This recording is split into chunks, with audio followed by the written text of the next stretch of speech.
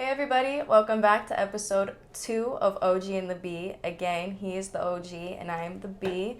First, I want to thank everybody for the love on our first video. Thank you for all the likes, the views. Keep those coming. This week's episode is going to be one big topic, and then we're going to dive into a couple sports relating to bad refereeing. I'll get right into it. Let's start off with the World Cup, specifically the Argentina and Netherlands game. Off the bat, we're going to be a little bit biased. You know, my mom has a lot of Dutch roots, a lot of family over that way, so it was a sad loss for all of us.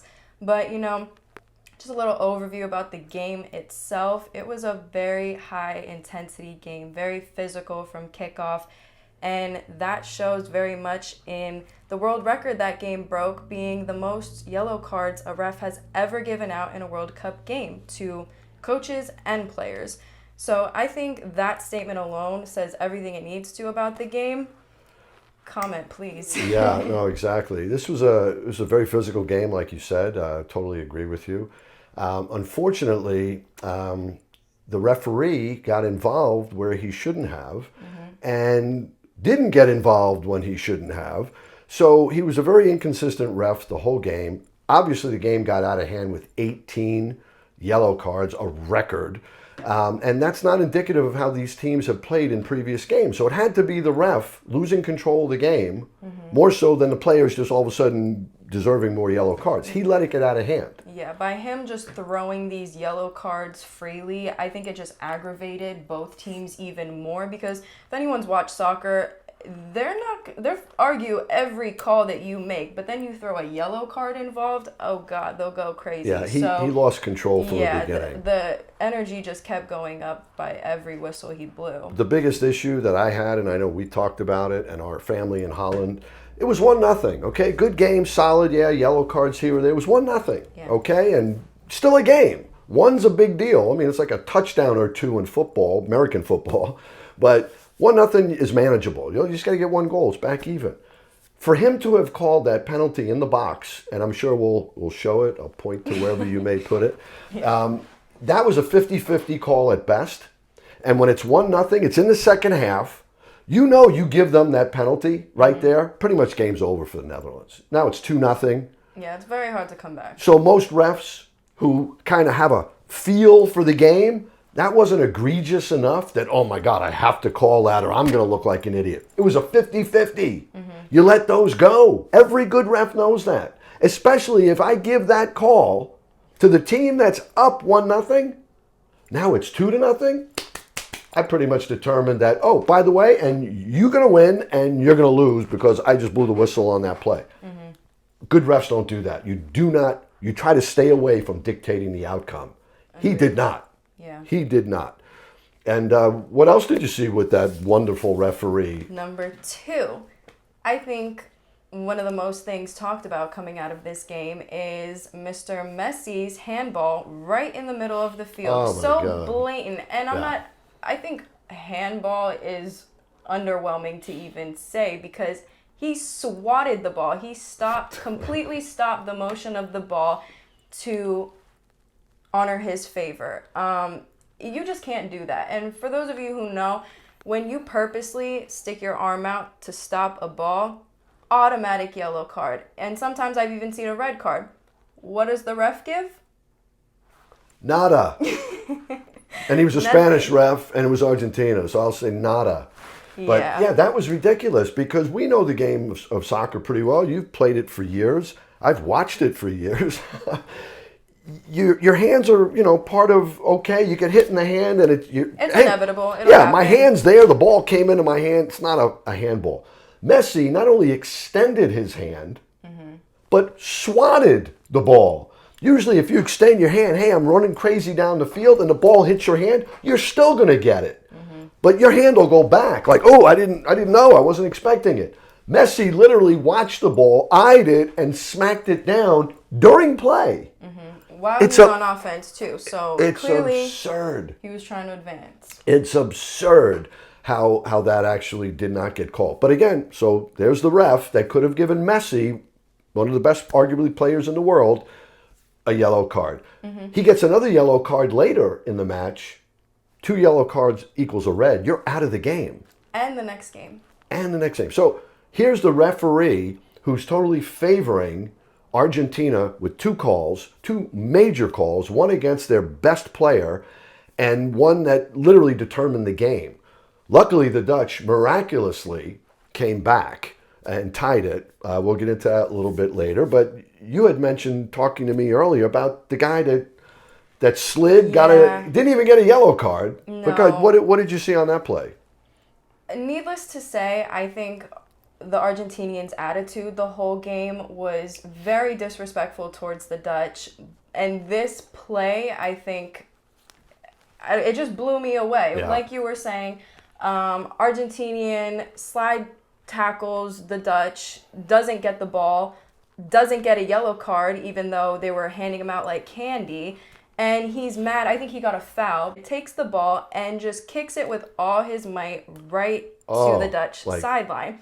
He was a couple feet away from all these players. If that was a penalty kick, the goalie couldn't have touched it. That's how hard force it came. It was so purposeful. There was intent behind it. It was just mean. Right. Bad so sportsmanship. what happened on that play, Bianca? Oh. Can you say it in Spanish? Nada. How about Italian? Niente. Nothing. Nada. So again, the guy takes the Dutch player's legs out, kicks the ball into the Dutch bench, no yellow card. You're handing them out like candy to kids. What happened to those 2 plays? Yeah. Messi doesn't get one on an obvious handball. This guy doesn't get one after kicking the ball into the Dutch bench. And by the way, not saying this was a nefarious referee or the calls were with any other bad intent. Spanish referee, Latin country, getting favoritism on the world stage. Yeah. This means so much to these countries. This is all they play for. They eat, drink, and sleep soccer, or as they call it, football. Right. And to have one guy literally take a game away from them, it's disgusting. And luckily, that ref was sent home by FIFA. Back to Spain he goes. Because I think the pressure was on. FIFA's got a lot of, well, you know what? He did his job. He got Argentina into the next round. We don't need him anymore. Yeah, they want Messi to keep playing. It's great for viewership. It's great for the World Cup, all the excitement. You cannot tell me or anybody else who knows sports that there's people out there that want certain things to happen. And when those certain people have power, it somehow trickles down. I'm not saying it was right to this ref, but FIFA and the powers that be got exactly what they wanted. Yeah. They wanted Messi and Argentina into those semifinals, and they want Messi in the final.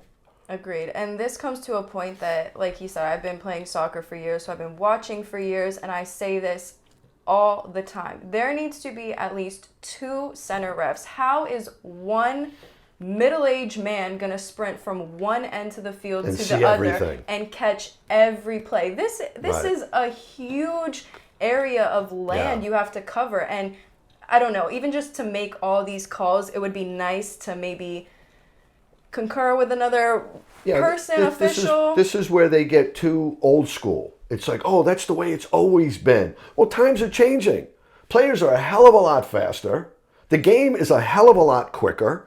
And you need a ref on each half.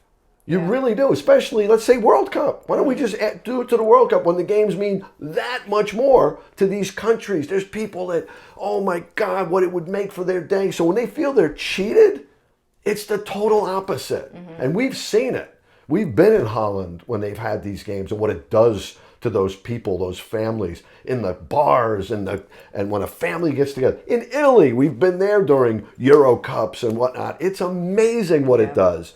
But when you feel cheated, it's the worst feelings. It feels worse than the victory feel. For sure. Speaking of feeling cheated, good segue. Very good segue. Our first episode, we touched upon Rutgers basketball. So, they unfortunately lost their game against Ohio State on last Thursday. And I think it's safe enough to say they were completely cheated out of that win. Not safe to say. It was documented by the Big Ten themselves in a formal letter. Well, I'm saying even throughout the game. We cheated you, or you were cheated, and you should have won the game. They put it in writing. Yeah. Why don't you go through that last play and how poorly officiated it was? Again, what a game that Rutgers would go on the road, which on the road in the Big Ten is ridiculous. I mean, no matter where you play, when it's a home game, the home team usually wins in the Big Ten or makes it so difficult. It's so hard to win on the road. Well, here's Rutgers after just knocking off Indiana that everybody said, oh, well, it was because it was at the rack. It was a home game in the Big Ten. Yeah, we can understand it. It was somewhat of an upset. Indiana was favored, but it was a home game. How about Rutgers? The next game goes to Ohio State, a top 20 team, 22nd in the country. Everybody's expecting them to lose. Oh, now we'll see because Rutgers away from home. They're not going to play that way. They beat Ohio State. They had Ohio State done. Down 2 points with 5 seconds to go. Ball carrier from Ohio State dribbles up to the right, tightly guarded by Caleb. Steps out of bounds. Didn't see it, even though the ref is right behind him, trailing him. The trailing ref, is what he's called, is trailing the ball. Doesn't look and see that he stepped out of bounds or saw it, and I'm not going to call it. It was too close. I'll let it play out. So now that same guy throws it to somebody who was standing out of bounds. But lo and behold, he jumped inbounds, grabbed the ball, took the shot, game over. Refs run and hide. And nowhere to be found.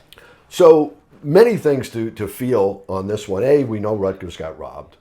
Big Ten knows it. Everybody knows it. But more importantly, it was not on a judgment call.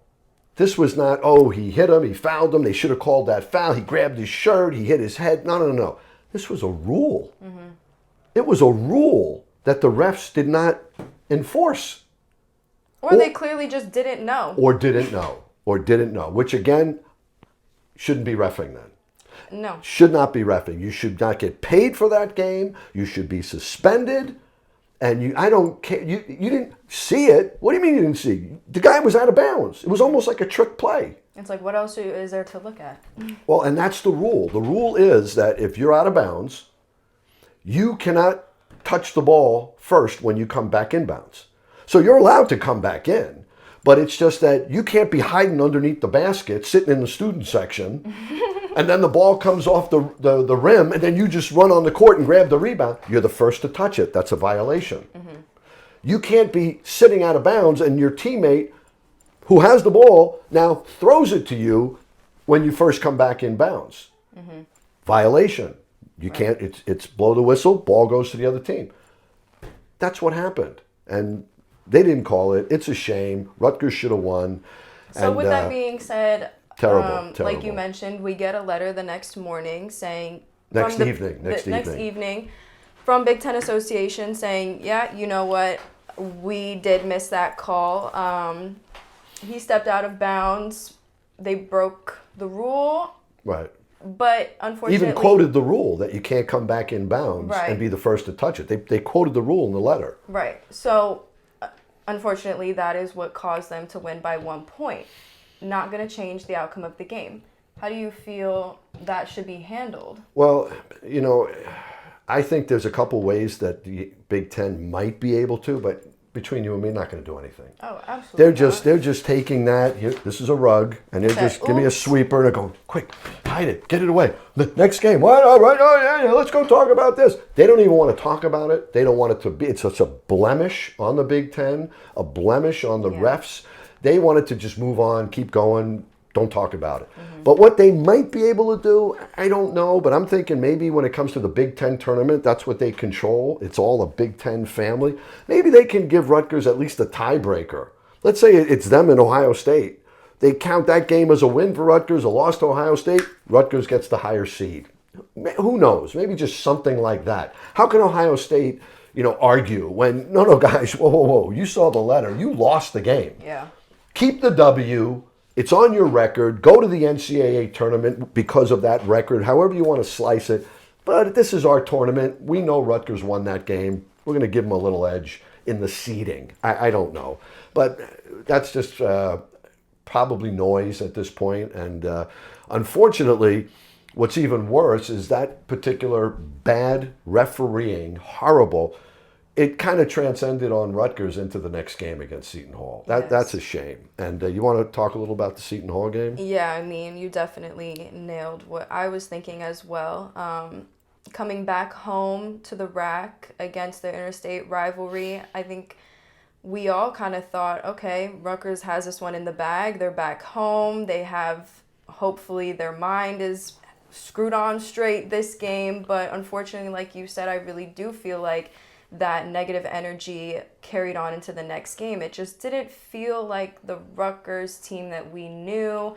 Their energy wasn't fully there. Their enthusiasm was a little weak. They just looked a little lost on the court. Well, I think they played not to lose. Mm-hmm. They didn't play to win. And there's a different mentality there. Because if they would have they won the Ohio State game. Let's say if they would have been given the W in Ohio State, you're coming back pumped. They said we couldn't do it. We went on the road. We knocked off number 22. Blah, blah, blah. Let's come back. You're feeling confident. You're going to the hole. You're shooting. You don't care. We're going to win. We're going to play hard. Instead, they came back, oh my God, we just lost at Ohio State. We can't lose this one. Yeah, we were robbed, but it still was a loss. And they played kind of timidly, especially on offense. You can see it. They only went to the foul line. They only took 11 free throws. They were fouled 20 times by Seton Hall, but they only took 11 foul shots. Mm-hmm. On the other hand, Seton Hall was fouled 16 times by Rutgers. They took 18 foul shots. Difference is, Seton Hall's are 2 shots. They're going to the hole. They're trying to make a basket. They're aggressive. Rutgers was more timid. How many times did you see us pass it when somebody could have shot it? It was like, no, you take it. No, you take it. There wasn't anybody really taking control of that game, and it shows in 30% from the field, 32% field goals at home. Right. That's shooting with aim. That's shooting with, I don't want to miss this. And even though Peichel said after the game he had their best practice the day before, you can't see mentality in a practice. It's really hard. A coach can see physically, they're in shape, okay, they look good, they're crisp, but you don't see what's up here in practice. Not all of it anyway. But in that game against Seton Hall, we saw what was up here. And I think that also shows in the statistic of Rutgers had 19 turnovers. Oh my God, That's absolutely terrible. Absurd. Every time. It was like deja vu. I just saw this 30 seconds ago. Here it happens again. And at home, conversely, against Ohio State, they only had 13 turnovers. Still too many, but Ohio State had 14. Mm-hmm.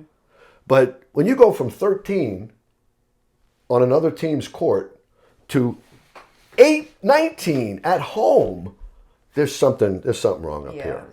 And that's a shame because, again, because of 3 refs, I wish I had their names because I would literally want to post them. These guys should be shamed. They don't know the rules. They cost an institution and young men a game that meant so much to them and really could change the course of their season if they don't get this out of their head. But obviously one game it did, even though they still should have won this game and could have won it. This shouldn't even have been close. This should have been a 10, 15-point win for Rutgers. Yeah. But Seton Hall's good. Not to discredit. Seton Hall's good. Let me tell you, they've been playing and people said, oh, they were blown out by Kansas. They lost here. They didn't have their whole team. They were out. Three of their main guys were out. They were back Sunday. Yeah. And they look tough. They're going to win some games. They're going to make some havoc in that Big East. So keep an eye on Seton Hall. I liked what I saw from Seton Hall. But not a good outcome, again, for Rutgers. But I have faith, like years past, when things look tough, all of a sudden, boom, they beat number 1 Purdue on a buzzer shot by Ron Harper last year. Boom, they win 4 in a row at home against Michigan State, Ohio State, Illinois. They crushed 4 teams. It's still very early. So much can happen. Very early. And, back at the rack again on Saturday against Wake Forest, I really have high hopes about this game. I think it also gives, they had almost a week break after Seton Hall to kind of regain their focus, regain their confidence. So I think it'll be a good one. Yeah, and with a little bit of luck, they'll get a good refereed game, which I'm not convinced. Yeah, I don't know about that. I'm not staying on the theme of today. I'm not so sure that Seton Hall was a very poorly reffed game, but I would have liked to have seen the refs knowing that they just got screwed by their brothers in Ohio, that they could have given Rutgers more 50-50 balls. That's it. It's a standard in refereeing when you know you screwed up a call during the game. You make it up to the other team. I don't care, oh, we're not supposed to do that. You know, you got to call it straight. BS, okay? BS. A good ref who knows that he missed a call or his partner missed a very important call, they make it up on the other end. Where it's a close call, whistle, I'm giving it to the team that just got screwed on the other end. So right through, I don't agree. I think a good ref has to kind of feel the crowd, has to kind of feel the temperament of the game. You have to take all that in to the game so that you feel like you're doing the right thing. And knowing that your brothers, part of your club, just screwed Rutgers in Ohio, I would have liked to have seen a few more, at least 50-50 balls go Rutgers' way, or a couple calls, make it a non-call, not egregiously, and certainly not at the end of the game like happened in Ohio, but during the game, just be a little sympathetic, guys. I mean, come on. But I didn't see that, and it kind of annoyed me a bit. Yeah, well, like you said, let's cross our fingers for Saturday. And if they're going to lose, let it be on themselves, not because of missed bad calls. Correct. But with that being said, I think we're going to wrap this one up. Don't forget the subscribe button. I think it's like right here. Oh, yeah. You know what to do. Boom. Hey, maybe a couple thumbs up. That's always nice. All right. Well, thank you all again for watching this second episode, and stay tuned for the next. Bye-bye. Ciao. Hey guys, so we actually have a special guest today who decided to stop by in the studio. OG is out for the night, so it's just going to be me and Mr. Caleb McConnell. Thank you for being here. Yeah, no problem. Appreciate you for having me. For sure. So today's theme of the podcast is bad reffing. First and foremost. Yeah, tough loss last Thursday in Columbus, you know. Yeah, that was crazy. Yeah, honestly. I think we all feel your guys' pain. I want to ask, though, how did you and the team react when you were told that their basket was no good? Well, I mean, we kind of knew, especially like right after the game, you know, where it's all over Twitter. You guys knew on the court? Yeah, because it was well, actually, I didn't know until after the game, you know, because I was upset that we lost, of course, and that was a very sentimental game for me, being back home and playing. But we kind of figured out through social media, and somebody even put up a video and was like, look, you know, the kid stepped out of bounds, and the clock started late, and then the kid came from inbounds to shoot the ball. So it was a lot of things that we seen on Twitter already, but yeah, man, it was just a tough way to lose, honestly. Yeah, for sure. Yeah. And then, do you feel like that carried over into the Seton Hall game at all? Because I know in the post interview, Pico said you guys had the best practice all season. So I think we're all a little confused why it didn't translate the next day. Yeah, so I mean, it was definitely confusing for even for us. Well, I know I was definitely confused on, you know, just the energy of the game and things like that. You know, because that's one of the biggest rivalry games in college basketball, and I played in it, you know, for 4 years now. This is my fifth game playing in it, and it just kind of felt, it's just a weird energy we got. I wouldn't say the Ohio State game necessarily carried over, and Pike was right. We did actually have a excellent practice the game before. We had an excellent game plan, but I just feel like we just weren't locked in, honestly. So. Mm-hmm. And you said this is your fourth or fifth time playing Seton Hall? It's my fifth time playing Seton Hall. You know. Has it gotten any easier? You know, just to be honest, I feel like this was probably the least talented Seton Hall team I played. You know, the other games they had Miles Powell, they had other great guards. They had the one power forward. I don't know if you know his name, but he plays for the Bucks now. Miles Kale. So they always had a great team, a great coach. So this was definitely a different game for us, a different team that I'm used to playing, a different Seton Hall team. But you know, the same things were there, the same kind of characteristics. They want to talk stuff and be rowdy and things like that. So honestly, I just felt like we weren't locked in as a team. Okay. And, you know, basketball is, I would say, more mental than physical at times. So I'm sure a lot of younger athletes would love to know, how do you mentally bounce back? Yeah, I mean, just, you know, especially coming off the loss from Ohio State, you know, I definitely felt like we fought hard in that game. You know, it was definitely a game where we competed a lot in that game, and we just came up short. And that happens in basketball. Sometimes you win. You win games that you're not supposed to win, and you lose games that you're not supposed to lose, and that just happens, man. But the Seton Hall game, we definitely deserved to lose that game. We weren't on top of our game. We didn't follow the game plan, and we just brought zero energy. But you know, that happens in basketball. You know, you're not gonna be perfect, and but a game like that, you just wish you could have back, you know, and that's a team that I feel like if we play 10 times, then we'll beat them 9 times out of 10, and so yeah. But I mean, credit to the Seton Hall team. Those guys were talented, but in order to bounce back, you gotta refocus. You know, you gotta get your team together, especially me being the leader, and we gotta regroup with the team and just focus on the little things that we can control. You know, our energy, our communication, and just the way we get better from here on out. Because the road doesn't get any easier for us from here on out. I mean, as we know, we are in the Big Ten, one of the toughest leagues. So I think the quicker that we can regroup and refocus with our accomplishments and what we want them to be, then I think we'll be okay. Mm-hmm. And in the last podcast we had, you said that Ohio State was a game that you had circled months prior to the season, right? Yeah. Do you have any other games like that coming up that you know you have to really mentally prepare, you really want to win? I mean, these were kind of the games that if you don't mind, can look at your schedule right here. I see you guys have the schedule already out. But I mean, this Ohio State game was one that I had circled, of course. The Seton Hall game, and we just came up short, man. Honestly, I just feel like we weren't ready to play versus Seton Hall game. Ohio State was just a hard loss for us. But so now I just have to regroup myself, you know, and just take it one game at a time, and I think I'll be okay. I think so too. I think, like you said, it's just.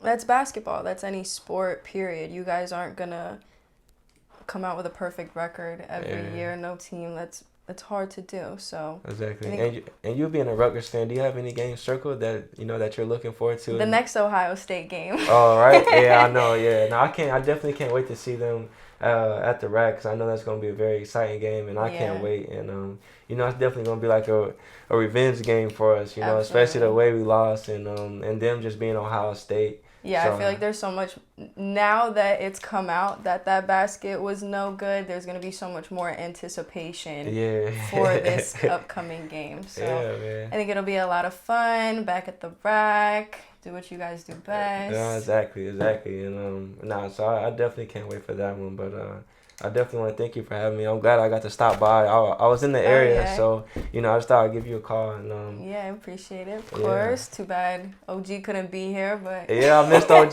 man. That's my guy. So hopefully I'll see him next time. But OG, that's my guy, man. That's my dude. So definitely gotta tell him I said what's up, man. I'm glad. I'm sorry I missed him. His fault, his loss. Right. All right. Well, thank you again, and. This time, we're for real. Goodbye. We'll see you next week.